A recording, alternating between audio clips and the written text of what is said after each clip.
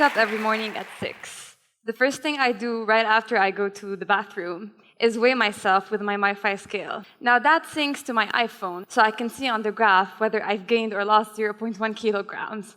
And if the difference is positive, I freak out. After that, I drink my 500 milligrams of vitamin C, and then I wear my bracelet pedometer. Now this tracks my number of steps, the number of calories I've burned, and it combines them into a number of points that reflect my activity level for the day. After that, I hit the gym, and as soon as I get there, I measure my heart rate. If my heart rate is above 56, it either means I ate too much the night before, or it means I'm about to get sick. So in either way, I know that I need to slow it down, and I regulate my workout accordingly. I usually work out an average of 2 to 3 hours per day. And per workout, I burn around 800 calories, and I walk 5,000 steps. As soon as I get back home, I have my 300 calories breakfast, and then I log everything I just told you into my dashboard, and I go to work. When I used to be a competitive swimmer, I wanted to track everything that was related to my workout. So I wanted a sort of bracelet that was adapted to the biomechanics of swimming and that would tell me how I was performing. But I couldn't find anything. So the geek inside of me decided that I was going to build my own tool. And so I created Butterfly. Butterfly is a heart rate monitor that clips onto the straps of any type of swimming goggles. And it has a system where it measures the heart rate from the temples. That way, I don't have to wear all of these cumbersome watches and belts. And so, at the risk of looking and sounding even weirder, I'm going to wear it now to show you. The straps here just slide into the groove. Okay, and so the sensor is the green light that is in the back. You just wear the goggles. And there's a light tube here that goes all the way over the lens, and it clips to the nose bridge. So this reflects the color of my heart rate.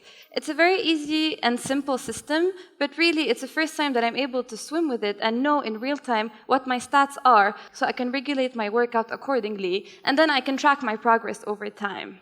Now, I know that you're thinking that this girl is a bit too much, but I want to tell you that I'm not the only one. There's actually a whole movement that is called the Quantified Self. And the whole point of the movement is to get people like me to get together and to talk about what they track, how they track it, and what they've learned from this tracking. So there were people that were tracking normal parameters that all of us need to track at some point. So temperature, calories, blood pressure, weight.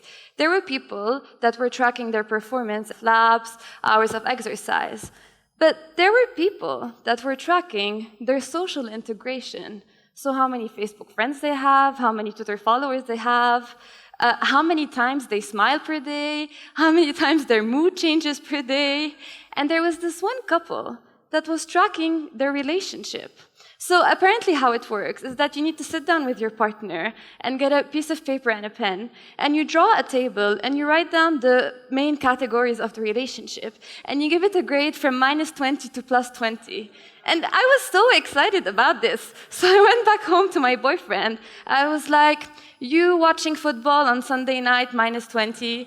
You getting me flowers, +5. Getting me earrings, +20. So he looked at me and he was like, get out of here, woman.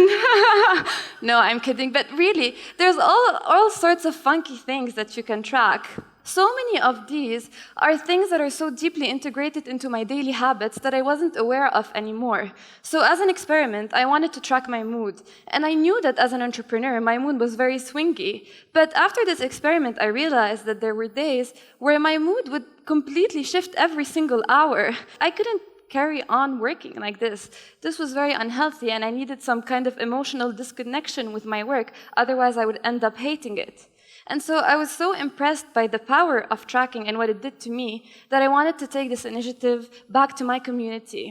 And so I started a Quantified Self Beirut chapter, and I gathered all of my friends and their friends, and there were people that would just come and talk about what they track, how they track, their weaknesses, what they want to improve.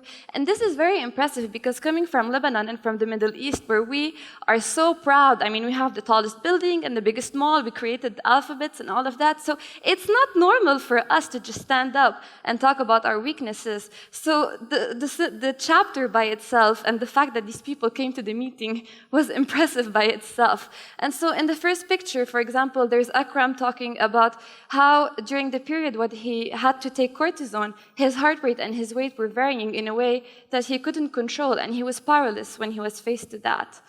And in the second picture, there was Chris talking about how by simply logging into a website what he was eating, he was able to lose 5 kilograms in 2 months.